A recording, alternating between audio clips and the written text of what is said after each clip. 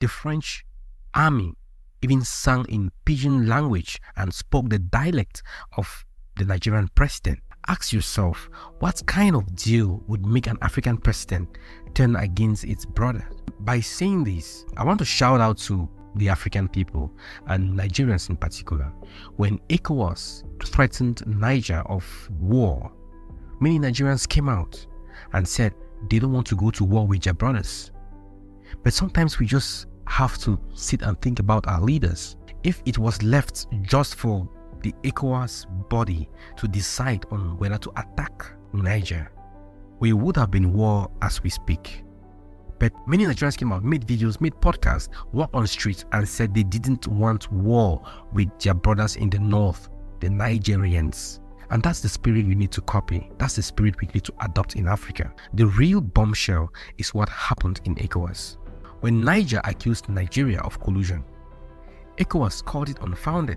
But who chairs the ECOWAS? The same Nigerian president who has been receiving red carpet treatment in Paris. Before I reveal to you the historical pattern that proves this is no coincidence, what do you think is really behind the new French-Nigerian romance? In a moment, I will reveal evidence that suggests this pipeline attack might just be the beginning. Let's connect all these dots and really see what's happening here. Because once you see the pattern, you can't unsee it. Here's what makes this situation so significant. This is not just one pipeline, one country, or one moment in time. It's about a system that has been perfected over decades. Look at the playbook. Resource control, currency manipulation, military presence, regional division, and economic sabotage. Does this pattern look familiar?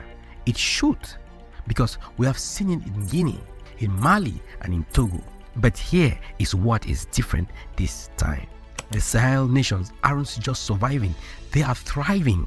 And that's what makes them so dangerous to the old system. Now think about this. If they prove that African nations can prosper without colonial oversight, what happens to France's influence over its former colonies? Ask yourself, why would any nation continue selling uranium for 0.8 euros? Meanwhile, they can sell for 200 euros. This is why the stakes are high. This isn't about Niger anymore. This is about the future of African economic independence. I'm going to show you what this means for the future of Africa and the global power dynamics. What we are witnessing isn't just a pipeline war. It's a battle for Africa's future. And here's why this matters to everyone watching. The success or failure of Niger's independence will set a precedent that could reshape global power dynamics for generations to come. So ask yourself, how different will Africa be today if Sekou Touré, Sylvanus Olympio, and Modibo Keita had succeeded?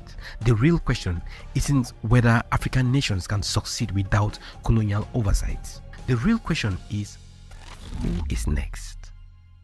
Who is next? So here is what you can do to stay informed and understand these patterns. When you hear about instability in Africa, ask yourself, who benefits? Look for economic motives behind political moves. Follow the money, especially the CFA franc. Watch for signs, sudden military-based proposals, unexpected diplomatic alignments, economic sabotage disguised as accidents. Because here's the truth. This story isn't over yet. What's happening in Niger is just the beginning.